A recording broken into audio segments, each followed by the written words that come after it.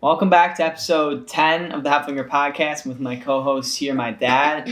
We got our special guest, my other sister, Julie. She's home from London, where she had recently finished her graduate program. And we're going to get into her life story, what it's been like for her from high school and then college and beyond, and what she is passionate about. Yeah, I mean, Julie, haven't heard much from her in the podcast yet, so she's obviously a Hoeflinger, so she's the last component you're going to hear from. And Julie really likes the brain and neurosciences, so it'll be a great conversation today to hear what she's been doing and why she went to London and what her passions are. Yeah, so Julie, welcome to the show. Yeah, hi. Hello. And before we go through that, do you want to just start with what you had been doing? You did a creative communication.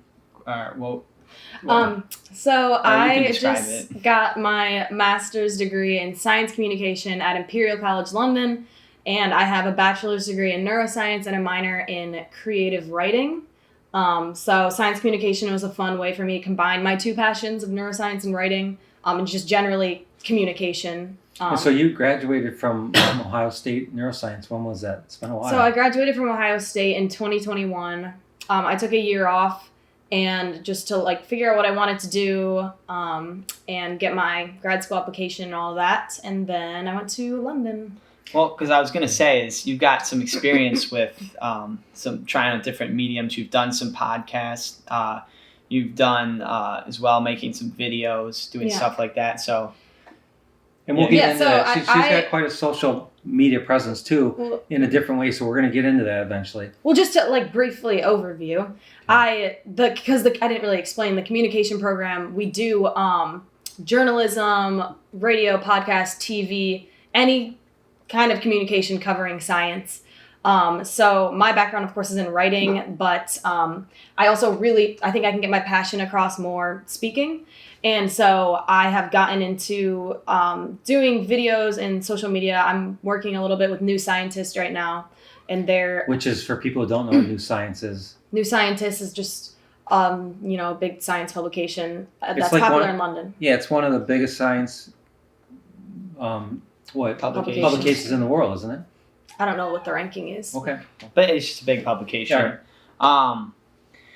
So yeah, that's a little overview. There's a lot more we're going to go into, but we'll kind of start, I think maybe you were telling me, so we both went to Ottawa Hills High School, and this is Abe Julie's picking up Abe right now. He likes three-legged cat. He likes to be around. But in high school, what do you think you were most interested in high school? Because you weren't obviously yet into... I mean, my biggest passion my whole life has been writing. It's just something I've done impulsively as long as I can remember. But I never thought I could really do anything serious with it, just because self-esteem issues and imposter syndrome, I guess. And but I remember maybe when I was 14, I was thinking I had this dream of being a travel journalist, but then I just never thought I could make it, and I kind of gave that up really quickly. And then obviously, I really enjoyed science, but again, I didn't think I was good enough to pursue that either. And I went to a really competitive school, so that kind of just reinforced those beliefs. And I wasn't confident in myself, and I was really shy. So I was going to go into marketing because I'm just a creative person, and I thought that I could express my creativity that way, in a safe way, in a way that I knew I would be successful. But at the end of the day, That was the safe pick. That was a safe pick. So I had signed up for that to go to Ohio State to study marketing at the business school. Yep. And then what was it? I know Ohio State, so, Ottawa Hills, our graduating class size about 80 people or so. Then you go to Ohio State. I think our total freshman through senior was 300 to 400 people at any one time. What was it like for you then going to Ohio State where there's 50,000 plus undergrads or something? Yeah, it's a massive school. That was awful because you go from somewhere where everyone knows you, everyone knows your story, what you've been through, your family. You live in a really small town, and just the tragedies you've been through. And then it coincided with I started really struggling with depression my senior year of high school at the end of it. So that was just a horrible, horrible experience my freshman year of college. Yeah, so I pretty much just did not want to Well, be there. your dorm, remember you lived at the dorm. That wasn't why I was depressed, but yeah. I know that, but it was all, you walk your long walks to class, used to call us and say. Yeah, I would just put my headphones on, sunglasses, hat, like black or gray clothes every single day, and I didn't even go to class half the time, honestly, so. Oh, I'm glad that. I went to my neuroscience classes because that was the only thing I cared about. But you struggled. Like, so you obviously excelled academically all through high school and before. You struggled your freshman year of college, didn't you? Yes. I mean, I consider myself very happy in high school and, like, very confident. I had a lot of friends. And then that just plummeted my first year because I was going into it depressed and having no self-esteem or self-worth, and then. So what turned it around? Was getting into the neuroscience program, or what turned everything around? No, so the neuroscience program, I was going into the marketing school, and then a week before I went to university, like I went to college, I just had this like the strongest like intuition I've ever had to switch my major to neuroscience, and it was a word that I wasn't familiar with because I was familiar with neurosurgery, but I hadn't really heard like neuroscience. That wasn't a word I had heard too much, but it like intrigued me.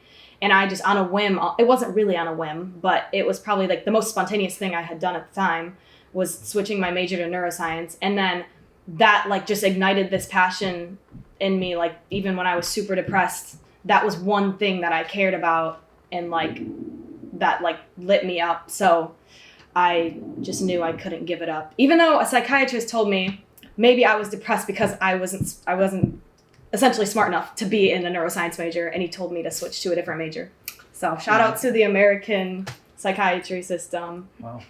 Well, that's what he said to me. He said maybe your major is too hard for you, and that was the only thing that was getting me out of bed in the morning. Well, people don't. Yeah. The problem is people can only see a small glimpse. Only you have been through all the experiences and have all the thoughts and all the other things inside you.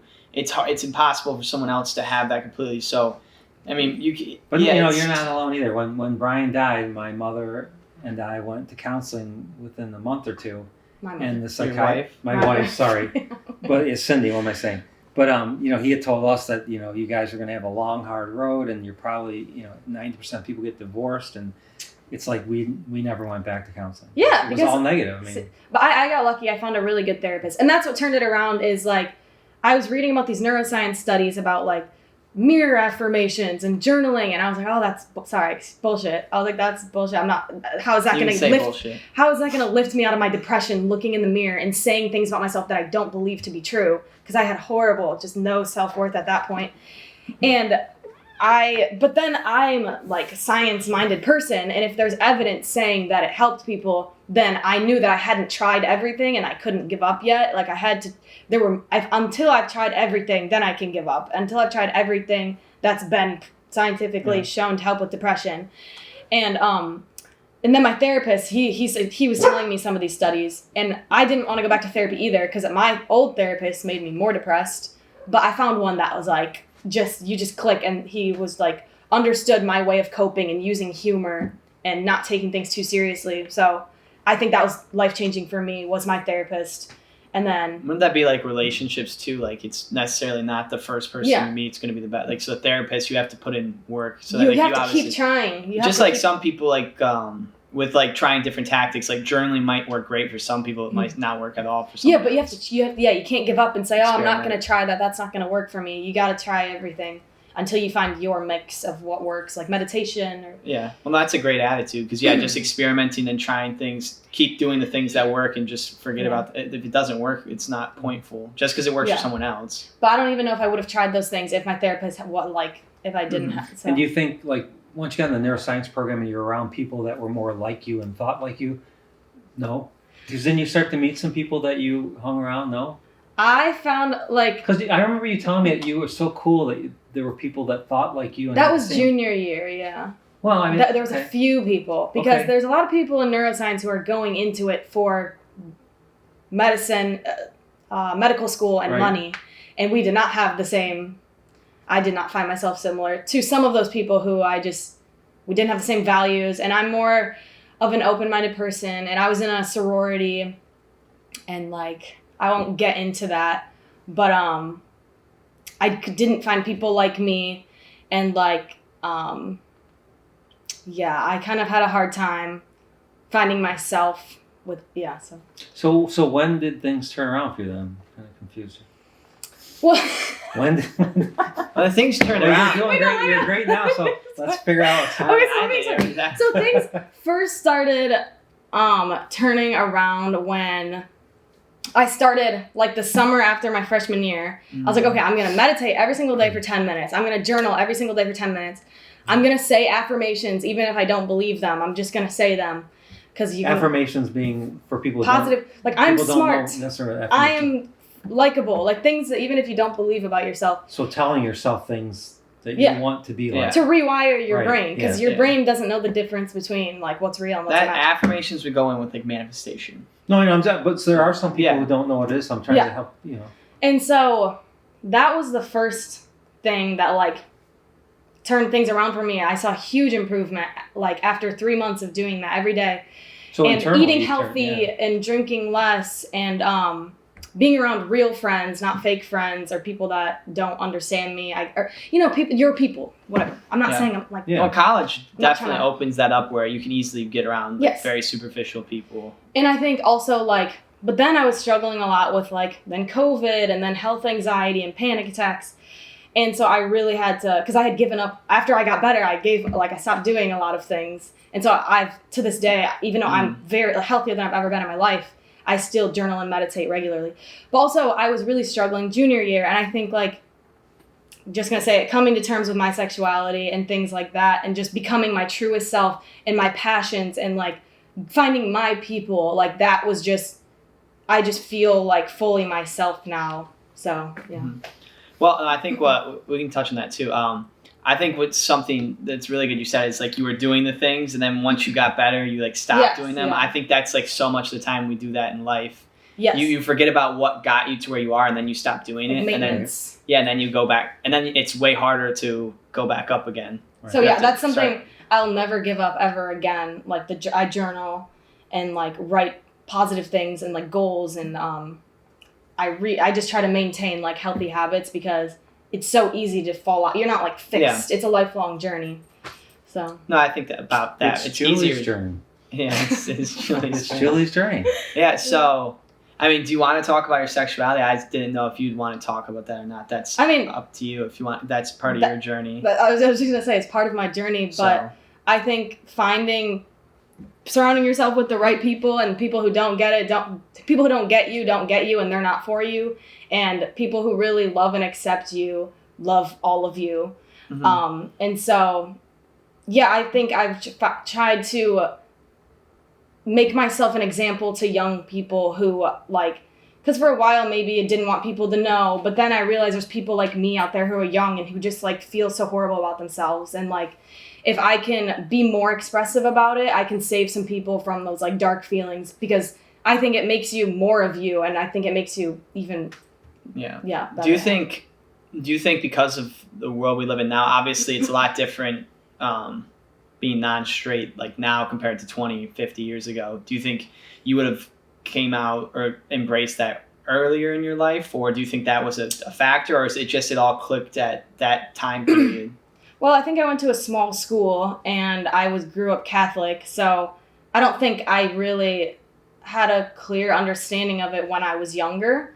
I don't know. It's just like... Well, Columbus is also a lot more progressive of a culture city than Toledo, clearly. I don't know. It wasn't something that was like... For some people I know, they know at like a really young age or it's very prominent to them, but no, I don't think... I think I actually was very like... came out about it very quickly because I have like I had a supportive circle at the time, and like I had done so much therapy that I was so confident in myself, and I knew that whatever I did, like my therapist would support me, and so I don't know, it's just good to have like people who support you and like yeah.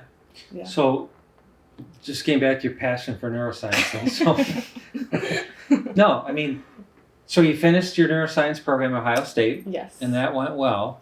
Yeah, so how'd you decide? I mean, how'd you end up in London? Yeah, so I became really confident in my abilities that final year, and I did find my people in my senior year at OSU, and and I found my way in neuroscience. I like completely turned my life around from having like a 1.9 GPA to graduating magna cum laude. Wow, 1.9 was that? At one point at freshman. Well, you got like all 4.0s after that. And then I had to get all 4.0s after that, and a couple of grade forgiveness. And I graduated magna cum laude. I was the vice president of 2 organizations. And like these are things that were outside of my wildest imagination because I had such horrible social anxiety and was like afraid of everyone. And I think only through hitting rock bottom could I be where I'm at. Like I have so much confidence. I have so much self-worth. Like no, I don't think anyone could ever shake that from me. Like even the person I respected most, I don't think could shake my self-confidence. It's a drastic turn, because that's what I remember is you were struggling that bad, and someone who could think that you're not, like it was a neuroscience advisor and you said if mom wasn't a strong example to you, she was like, maybe you're not cut out for this. Yeah. And obviously it's external factors, because then you just showed that you could get a 4.0 the rest of your semesters. Yeah, and I didn't think I could, and I did it. You know somehow. what's sad? I say this all the time too, because I have patients who'll come in and they'll say, this doctor said that I'm drug seeking, or I'm this or I'm that, and I'm saying, I just think to myself, the only way people can hurt you is if you value their opinion, Yeah, like but when you have no self-worth, it's hard to do that. I know, but why value their opinion? That's what hurts you. Is you obviously, if you value someone's opinion, they say something bad about you, you internalize it because you value their opinion. I mean, just don't value their opinion. I mean, I didn't because I had at least like the smallest inkling that like neuroscience was the one thing I cared about. So I didn't if I gave up neuroscience, I would have had nothing left to want to like wake up for. Like I wouldn't. So I mean, I knew that I had that, and I knew that I was gonna keep at that if it killed me. So yeah. But anyway, so then I was just so confident. I had already hit rock bottom in so many different senses, and through experience you gain confidence, and so I gained all these experiences and all these friendships, and I gained confidence through that, and like I slowly became like less afraid of public speaking and like less afraid of being vulnerable, and so then I started having a revelation at that time, like, oh, science communication is like a field I can go into. Science journalism is a field I can go into, and I actually could be good at it. And I had an amazing mentor like Dr. Gary Wank, and he always just was like encouraging me and saying that I could do anything with that. So that also encouraged me a lot as well. And so I had this moment where I sat down. I was like, if I'm gonna go into science journalism, this was senior year, I have to write one science article up for a popular audience. And I remember I sat down and I wrote the first sentence, and I slammed my laptop shut, and I didn't look at it again for 3 months because it was so bad. He's taking a call. Should we keep going? Yes, Okay, and I remember it was horrible because I just hated the idea of this was my dream, and if I couldn't do it well, like it's horrible to sit with that feeling of like, can I do this? Like, you know what I mean? And well, no, but I think like so my dad has had to step away. He's on call, so for the ER. So, but for people who aren't watching, what you're saying, he's trying to say, just don't value other people's opinions, but it's hard, especially when someone's in a position of power doing something you want to do.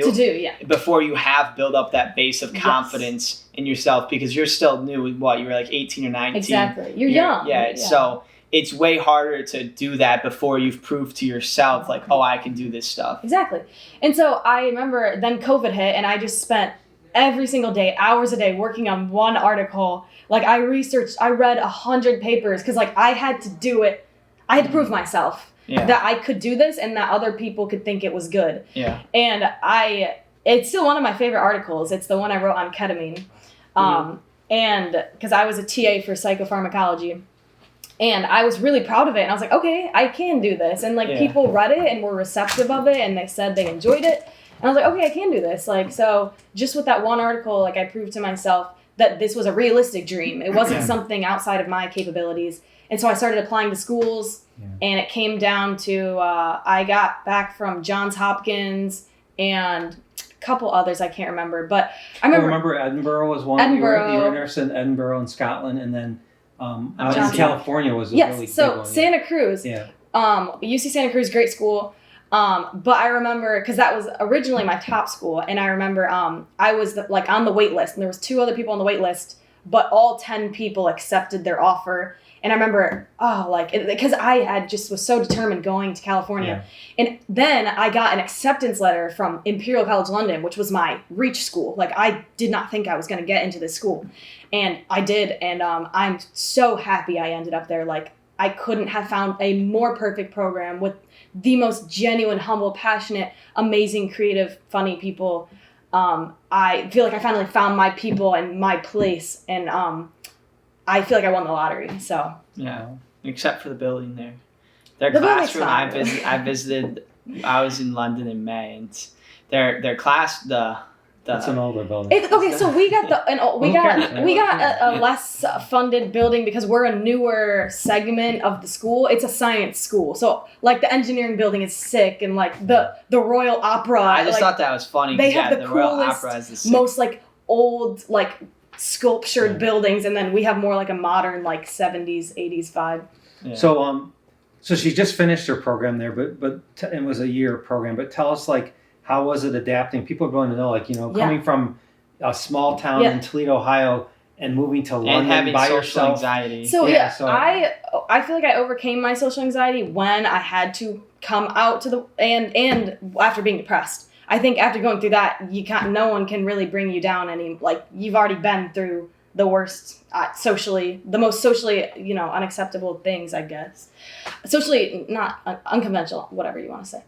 And so no one could really like bring down my confidence after that. And because I don't know, I just built up such like self-love that I and just keeping up my mental health routines and like slowly exposing myself. Like, me creating a neuroscience blog, I had written in my diary when I was 8 years old, like, create a blog one day. But that was a dream for when I was like 50, I told myself, because I was so afraid of showing people myself and my work. Yeah. And so you do little things to expose yourself. Tell us what the blog is so people can go to it, because they're going to want to look, check your blog out. Her blog's really cool. It talks about things with the brain and neuroscience and brings it down to a simple way that you can understand it. It's really. And I try to tell a story. Yeah. So how would people describe it? Yeah. Where can they find it? So it's called readneurobrew.com. I haven't been able to read neurobrew.com. I haven't been able to make any personal posts like recently because I don't need to plug it. That I don't. Well, no. How do you spell it? Because people want to. So if someone wants to, I'll put it in the show notes, like the exact thing. But it's read READ. And then it's neuro, NEURRR. Sorry, I was trying to... NEU. Sure, I know how to spell. Brew, BREW. We know it's okay. They don't know, you know. Okay, and so I haven't been able to make a lot of like my own enjoyable personal posts of choice because I've been working for a lot of different internships and I'm writing for them and making content for them. But I also have like a list of my publications through those organizations on a different tab. But anyway, so I just to go back because I think so your Neurobrew site is you sign up like a newsletter, right? Don't you put out something like once a month? Right? No, I just said I haven't been able to do that. She used to do it more consistently. It's like a blog. Okay. It's like a blog, so she's got articles on there, but now she's got articles and other stuff. She has a TikTok, and funny thing, she had a TikTok before we ever started my dad's TikTok, and she had a TikTok on sleep. She did the same thing. She realized like people, it's the whole idea of what she's trying to do is science and stuff that she's interested in, trying to find new mediums like a TikTok or as new different things come out, social media apps, and put it in that format. And new audiences. Yes, to reach the most audience, just like what we've done with dad's stuff. And you have one that had like millions of views on sleep, which is cool. So I'll get there. The whole point of me making the blog was that I was in my neuroscience classes and I'm learning all of this really useful information, like things that you would want to know that you didn't know, like how a lack of sleep is like damaging you in so many ways, even just 5 hours a night. And I was like, how does everyone not know this? This is like basic. I don't know. There's just so many cool things I was learning, and like I was like, people need to hear about this, and I don't see it talked about enough. People my age, or young people. Yeah. And so I made the blog, and then after that, I was seeing how easy it was for videos to reach people on TikTok. And obviously, not everyone likes reading. And I wanted to reach young people who otherwise wouldn't have sought out this information and just like help them apply it to their lives, or maybe they find it interesting or useful. And so I started making the TikTok, and I remember that was another like one of the scariest things I had done was putting out a TikTok. That was a scary. You're putting yourself out there. Putting yourself out there, and I had the biggest phobia of just being seen by people, and like the biggest fear of public speaking, like panic attacks all the time, and like hated being like looked at, and like you're just because it's vulnerability. But I was in like a relationship, I had good friends, and like I was just feeling confident, and like I had my family supporting me. So I remember I just did it, and then once you do it a few times, like you just you're like, oh, this isn't so bad. And it's building up this portfolio of experiences so you can look back and be not even consciously look back, but be like, oh, like I'm capable of doing these things. Like I'm confident in doing well, them. usually when you do something, your worst fear doesn't even come close to coming true. Fear, so like we suffer more in our imagination than in reality. 100%. So, but yeah, you have to until you do that, you can tell yourself, oh, like the worst won't come. But unless you actually force yourself to do it and see it's all right, and then do the next one, you don't truly like feel that deep within you, not like consciously thinking about it. Because I was thinking, oh, like my friends, people from high school are gonna see it and make fun of me and think, oh, she's trying so hard, or like she wants to be famous, or she thinks she's good at this, like she has no idea what she's talking about. But then you have to start somewhere. Like my website started from nothing. I like built the website myself. My TikTok started from nothing, and like now I have like an entire portfolio of publications and like features and videos, and you have to start somewhere. Like you're gonna look like an idiot, and that's how anyone learns to do anything new. Well, you start to learn too, because that's the biggest thing ever. Especially we grew up in the social media age, and Christy was talking about this when we were on like episode 5 or episode 6 when she's talking about being a young mother. Is you're so worried about everyone else, like all these people you grew up with, everyone can see you on social media. Then you slowly start to like not care anymore. You're your own person. You have your own life, and you start to get past that. And then you realize also most people are never even coming close to thinking of you. You think about yourself way more. So. I think my biggest prison my whole life was other people's perception of me and being imprisoned by previous versions of myself or other people's expectations of me. I was imprisoned by other people's vision of me my whole life, and then I realized but that was in your mind what you thought the envision of you. It's like it's like when you spend all this time getting dressed up to go out, and you think the whole world's looking at you, and really no one's looking at you. But there are just you think everybody's looking at you, and then that paralyzes you. Yes, but there are people when I came out and started like if I started maybe dressing differently, or like when I came out, people are like, oh, that's not Julie, like you know what I mean? Because they have a vision of who you are, and you actually were hiding parts of yourself. Like I was hiding the way I really wanted to dress, or I was hiding the way I really wanted to express myself, or then no one knew that I wrote. Like I was hiding so much of myself, and I was imprisoned by other people's expectations of me, and breaking free of that, and just realizing. I always just say like, life is just Sims. Like you can just wake up and be a new person if you want. You can wake up and talk differently. You can wake up and pick up a new hobby, and that's literally life. Yeah, no, you each day you get to make a decision of who you are, but you should by no means by like being trapped by society or culture or what you've done in the past should not trap you until. But it does for so many people. You know, it's easy to get that way because if you say you have a bunch of friends or you've had a bunch of professional success acting and being a certain way. It's very hard to then risk all of it and yourself. Also, it's very hard to risk being someone else and then be that version who's your authentic version being rejected. Right? Yes, being rejected by your exactly. When it's your authentic self. So if you put up that's why some people. It's also like the same thing of like in high school or something, going, oh, I didn't really try on that test because then if you failed. It's okay, but if you tried, that would always be a thing. If you're trying at sports or like school, if you're trying too hard, people like make fun of it. Yeah. So there becomes this thing where people don't try because then they always have a fail safe of I didn't fully try because that's the scariest thing. And a lot of this is an age thing too. I mean, as I've gotten older, you guys will too. As we get to be my age, I don't care what anybody thinks of me because you're comfortable in your own skin. You've lived your own life. I don't care if somebody doesn't like my clothes or the way I talk or what I do. Because I know I'm confident in who I am in my life, and you'll get there. It's I've reached. I feel like I've reached that. I truly from the bottom. Do you want to talk about? The reason I feel like The reason, we should hear that. The reason I feel like I've reached that at a young age is because I hit like a rock bottom. So like, and a lot of people have too at a young age. And I wouldn't be where I'm at now if I had it like fast tracked that process for me.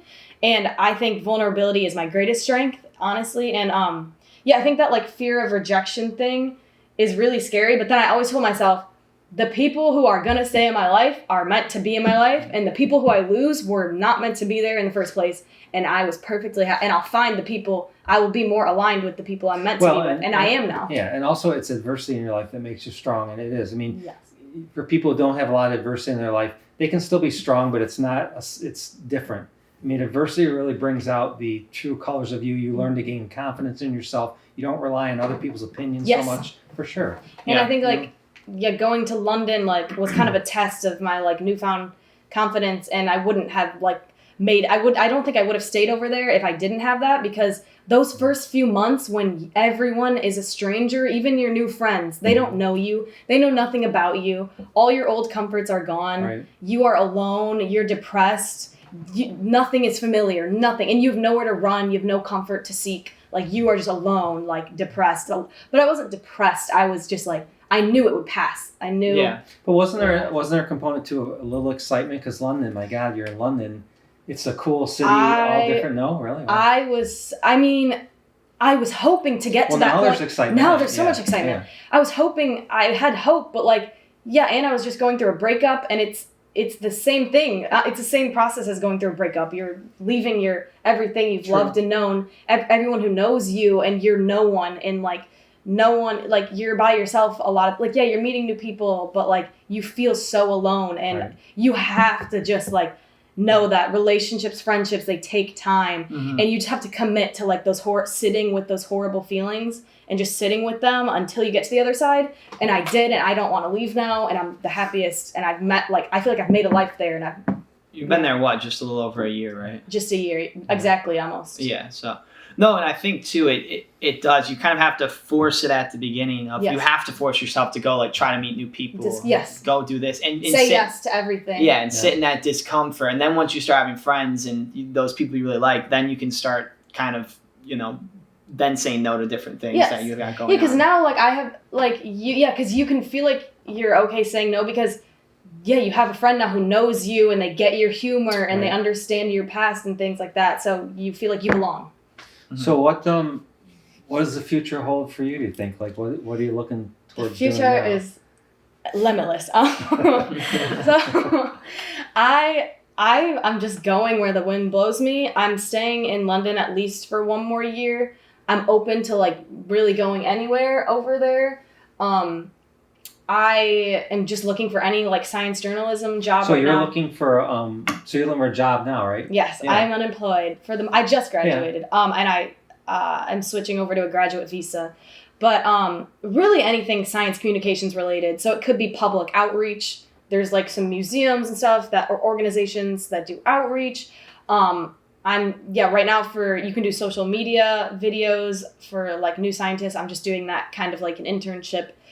So I take their articles or I seek out my own science and I do what I do on my TikTok. I research it, I script it, I film it, edit it. But ideally I think I want to do journalism, but there's so many different things I want to do within science communication. I won't So what does, say 10 years from now, what does your dream life/dream professional life look like? 10 years? Well, I think I want to do some travel journalism if I got that opportunity. If no one said no to you about anything and you could design exactly the things you wanted to be doing, you wanted to be a travel journalist with also having videos, also having a personal brand, and then what would that look like to you if you could? Well, one day I wanted to start by making this app where I do kind of what I do with my neuroscience videos, but it's a resource specifically about the brain, but it incorporates. Because most science magazines are read by mostly people who are already interested in science or who are older. Mm-hmm. And I want to engage young people who maybe don't really care about science. And so I really like art magazines aesthetically. I think they're so engaging and compelling visually. And so I want to make a cross between an art magazine and a science magazine, but make it into an app and make that a free resource for like young people, teenagers, I don't know, Gen Z age range, and just converting because I mean, your brain, I say this on my blog, your brain is the one thing that dictates your entire human experience, and most people don't know like the first thing about how it works. Mm-hmm. And so I want everyone to know how their brain works and enjoy it and use it to the best of their ability.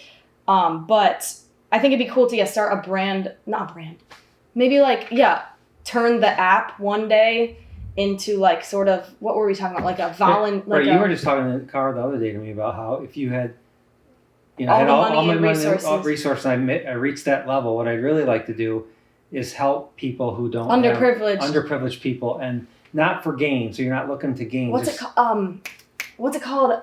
A charity organization for like students.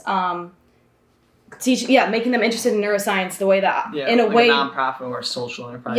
For kids who don't have the opportunity to do what you've done. And to make it accessible and enjoyable, and so setting up something like that once, like in the future when I have like the time and the money, as a charity. It'll be the Julie Neuroscience Institute. No, and the JNI. Yeah, I like it.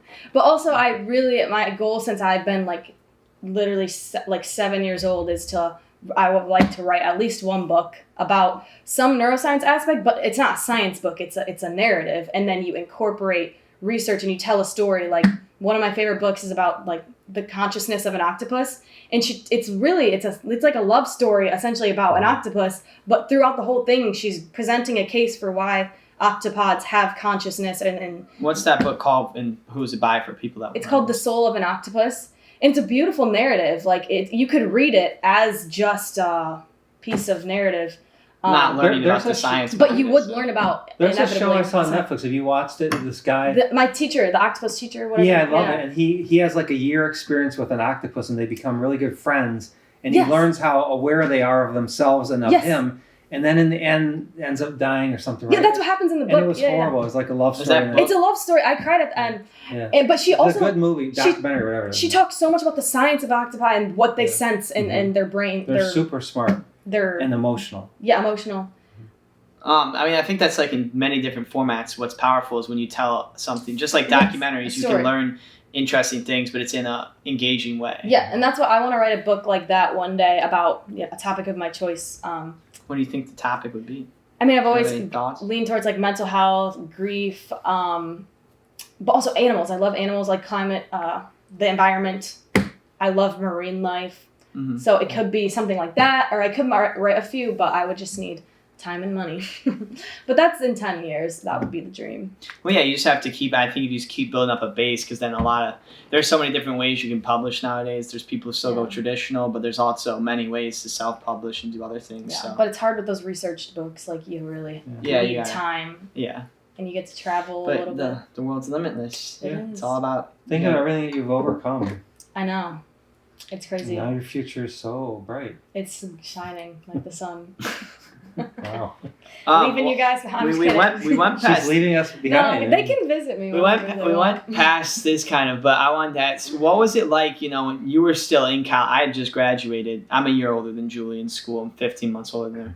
So I had just graduated from Ohio State right before COVID hit. I graduated a semester early. But what was it like being in college during COVID? I mean, I don't know. Like it was nice in a way. I felt lucky because I lived with college roommates, my friends, and I think it would be really hard if you're living alone at a different stage in your life. So I felt like at least I'm in this with my friends. But you didn't go to class, right? No. It was online. So yeah, obviously after a while, your eyes, when you're staring at a screen for so long, you start to dissociate when you go out into the real world. Like when I would go on walks, I felt like I was outside of my body kind of. And because I was like struggling with some family stuff. For some people, it's just a major, like some people love the quarantine aspect of stuff too, versus other people. Like they kind of thrive. They're fine just being at home. Other people like not being able to go out and socialize, and even for a year or two after, like that takes a massive toll. Like it's so weird not socializing with people, even if it's just going out to get dinner and stuff. Like I appreciate my alone time, but like I feel like I consider myself now to be an extroverted introvert, because I used to always consider myself introvert. But I need to like be my friends, not necessarily strangers like that. I do enjoy interacting with new people all the time, but I need to be with my friends like regularly. Yeah. So I think like part of these podcasts that we do, I think the fun part is at the end, kind of seeing like what do you think you can help somebody with? Like, we sit around and talk, but I think there's parts of this that people out there watching can learn something and maybe change your life a little bit.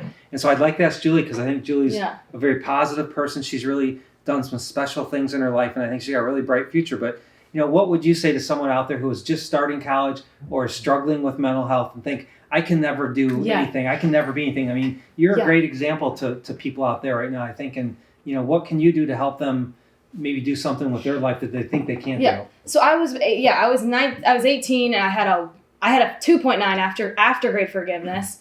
And I was just turning, my mental health around. Or I was just in the process of turning my mental health around. And there was a moment where I was like, I can never get to where I want to be. I failed these classes. How can I pass this class, let alone graduate college, do well, get a job, get an internship? I was afraid of I didn't even think I would get into a lab. I was at ground base. I was just looking at everything. And I just remember you have to forget all of that and say, what can I do today? What is right in front of me? What can I do today? And my goal, I remember my very first goal that I wrote down on a piece of paper was drink more water and meditate for 10 minutes. And I had nothing. on my resume, in college. And I was like, I can do this. I can drink water. We'll worry about the rest of that. That's not for today. I can't solve the world's problems today.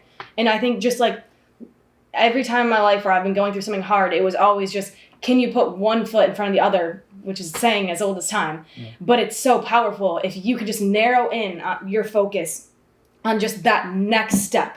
And then before you know it, what's that quote? Before you know it, you've crossed the ocean or whatever. And just that's what you and Kevin are very similar, because you say a lot of this stuff too, one task at a time. That's it. Just I mean, because if you have to have if you want to have lofty goals, you have to break them down into the smallest, simplest step. I mean, or you're just paralyzed. You're just completely paralyzed. James Clear talks about Atomic Habits, stuff like that. Because I agree so much. You get so much momentum. I think even sometimes just cleaning your room. And it seems because you did something. You did something, you feel accomplished about it, and then you can do the next thing.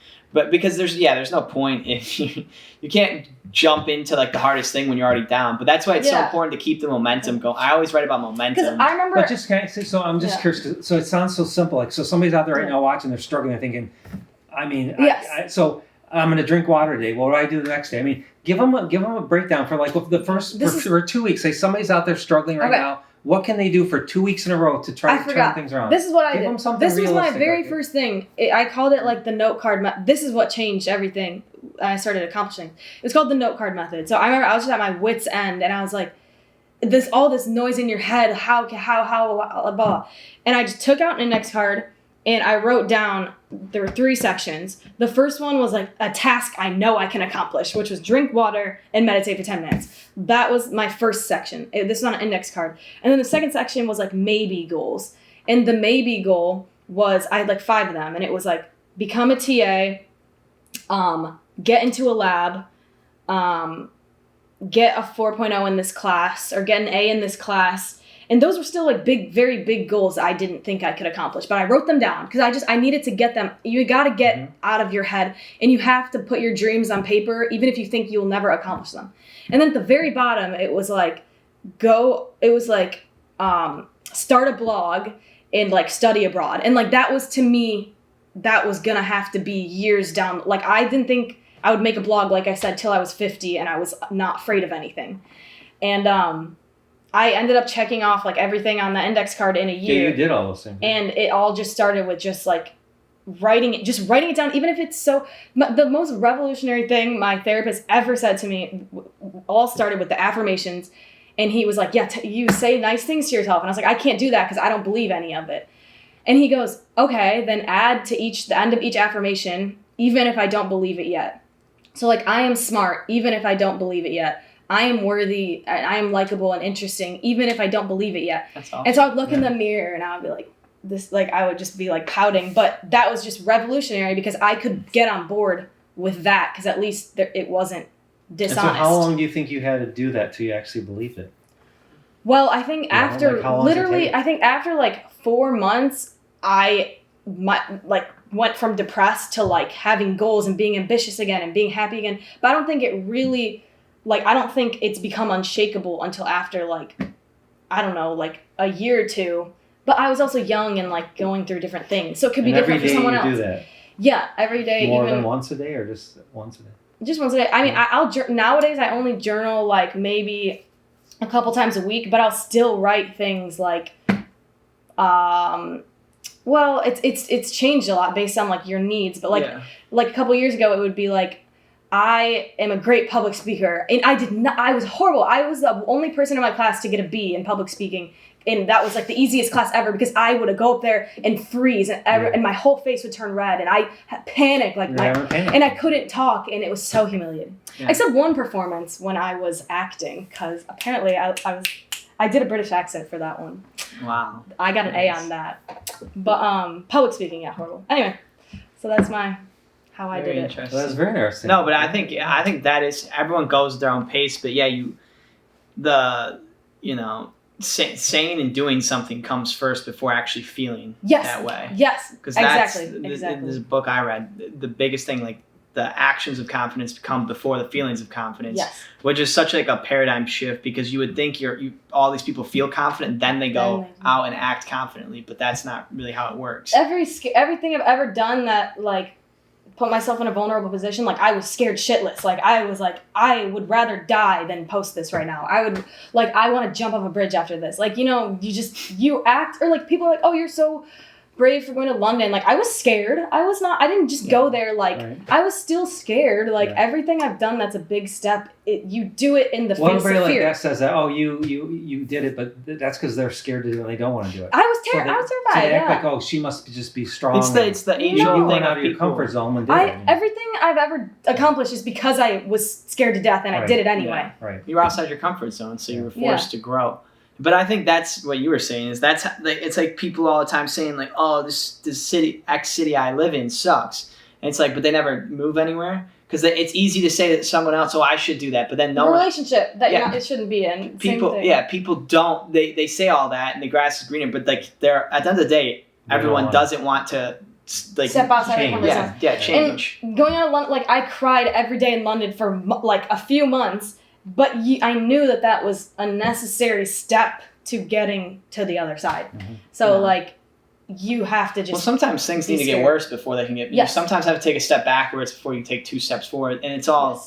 It is all that different stuff. And I guarantee there's going to be times, like, you've been low, and there's going to be times where you stumble back down again, probably, almost certainly, in life. Everyone does. But you can... But not... The arrow. But I think one thing... I have a tattoo of an arrow that I got from my brother who passed away because it was always like, when life pulls you back, it's because you're going to launch forward. So I put that next to his birthday as like a reminder that even after you go through something horrible, there's a way, you can like... Well, you always see it like on Facebook and things, but it's a good saying. It's, success is only on the other side of fear. Yes. Yeah. Because you have to get through that. Your best life is on the other side of fear. Right. And I think like going through Brian's death especially has shaped so many of my decisions in my life or so many decisions where I was scared because like I could be dead right now. I'll be 6 feet under the ground before I know it. Why? You wouldn't even have that chance. It's a powerful Exactly. And it's almost like this whole thing is a simulation and you could be dead tomorrow. It could be. And so why not just do it today? You could just not wake up tomorrow. So that really shapes my perspective. Yeah, and if there's not like consequences for doing something, if there's not like true consequences for doing it, like just go try it. Just give it a chance because that might be like the thing that completely changes your life. Like even you if said, someone the worst laughs you can at do you, is fail, even if right? someone The worst laughs you at can do is fail. even if you lose friends, like depending on what you're doing, they're probably not good friends. They're probably not good friends. Why would you want to be around people who don't value you? Yeah, if you're doing something you genuinely enjoy and stuff, like never understood that, like someone like making fun of another person for doing something because they're insecure and they're insecure and they don't know themselves and don't like 100%. Themselves. Well, they can't look in the mirror and say that they're doing what they truly want. No, they're that's not. why they're so miserable. many people aren't they don't follow their passions. Yeah. And so distance yourself from those people. That's also just like you gotta get away from those people. There's gonna be people who all they do is uplift you. Like I remember in college, there's people who just really want to see you fall down because they're jealous or I don't know. and you got to get away from those people if you can. Yeah. You don't need all that. You are who you surround yourself with. Yes. And yeah, so it's very important, no matter, even though it's hard sometimes, but spending less time with those people that aren't uplifting you and constantly, and spending time with the people who are uplifting you, challenging you to be a better person, doing all those things. That's just kind of like a cheat code of helping you guys both like kind of level up through life together. Like my friends now, I mean, we've never competed. Like we're always congratulating each other, lifting each other up, complimenting each other. Like I can't even remember a time when I was with friends who were talking behind my back or like, why would you even want to be? Because you're beyond being threatened by somebody. Yeah. Because, you know, the people, power. The people who are threatened are the people that try to bring you down. Yes. They don't want you to exceed. Well, and they see life as a zero-sum game where you have to lose for someone else to win. When no, really, we can all win together. Right. Everything's a net positive. Once you start seeing things as like win-win scenarios in life, and you try to genuinely help others and you put the energy out, I think good things happen to you. And I think a lot of people give up when they do a lot of good for other people and they keep getting stomped on. And I understand that because I've been there. I was like bullied a lot in junior high. And like, I know what it is to want to turn around and get your revenge or, people are so horrible to me. What's the point of being good? But I promise, like, you get out of high school and get out of college even. You're gonna find people who appreciate your kindness and reflect it back to you and like your soft heart. Like, don't give that up for anyone. Like, it's so easy to turn cold, but just you'll get there. All right. So, anything else you want to say? I think it's a good point to end it. It's a good podcast. I think it's a great podcast. Keep loving everyone. We're gonna try to do. How much you're here for another week, right? Mm-hmm. 4 days. Which another 4 days. Maybe we'll get one more in with her. Which I think it'd be good too. We ought to do like a because you know the biochemical stuff of depression and stuff. I think people are interested. We should do an episode like on depression and anxiety. Talk about how the brain. Love it. Let's talk about the brain and how the dopamine and the that'd be a good episode. Like what's going on. We can talk about how the drugs work a little bit. Yes, that's a really good one. I know about that. Like intrinsically, eating healthy and getting exercise and sleeping good, that all helps too. So a lot is fast. So I could talk about that for hours. If you're listening or watching this today, then we have a new episode every Saturday. So that we'll aim for that one to be the next episode if that interests you guys. The research on all things mental health. Okay. Thanks everyone. Hope you have a great day. Bye. Bye.